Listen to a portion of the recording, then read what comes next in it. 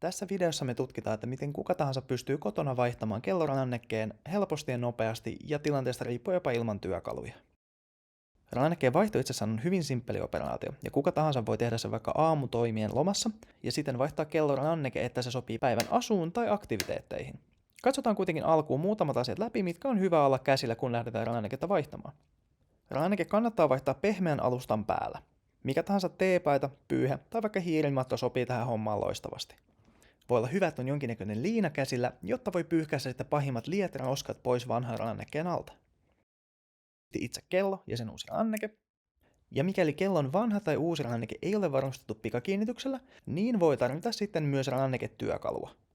Katsotaan ensin tässä ylärivistössä olevaa 3 kelloa, jossa rannekkeessa on pikalukitus. Ja sitten katsotaan näitä 2 alempaa, jossa on perinteisempi jousitappi.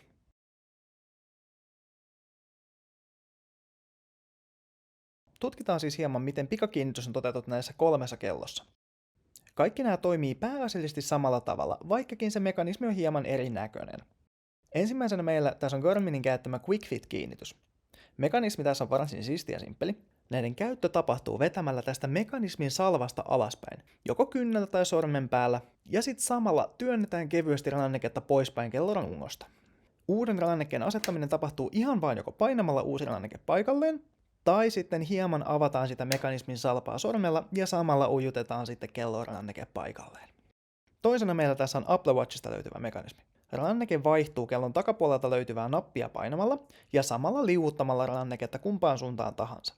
Uusi ranneke sujautetaan paikalleen ihan vain asettamalla se tähän samaan kellorungon uraan ja kevyesti liuutetaan se paikalleen, kunnes kuuluu napsahdus.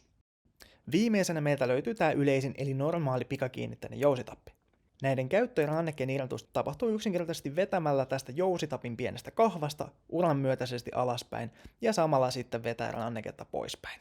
Uusi ranneke asennetaan paikalleen asettamalla tämä jousitapin toinen pää paikalleen lukista löytyvään uraan ja sitten ujutetaan rannekkeen toinen pää sinne lukin alle. Ranneke on tukevasti kiinni siinä kohtaa, kun sä kuulet tämän jousitapin napsahtavan takaisin paikalleen ja sitten koetat pikkusen heilutella ranneketta, että se varmasti on sitten molemmilta puolilta kiinni. Tällaisia samantyyppisiä pikalukitusmekanismeja on monenlaisia muitakin, mitä me ei olla tässä nytten käyty läpi. Ne kaikki toimii kuitenkin pääpiirteittäin samantyyppisesti ja on yleisesti suhteellisen intuitiivisia käyttää. Nyt kun ollaan saatu pikakiinnitykset alta pois, niin voidaan vilkaista näitä perinteisiä jousitappeja. Osassa kelloista löytyy jo niin sanotut poratut lukit, eli lukeissa rannekkeen vaihtoa helpottavat reijät. Mikäli tällaisia porattuja lukeja kellosta ei löydy, niin ranneke vaihdetaan yksinkertaisesti painamalla haarukkatyökalulla tästä rannekkeen ja lukin välistä, tai metallirannekkeesta sille varatusta pienestä hahlosta.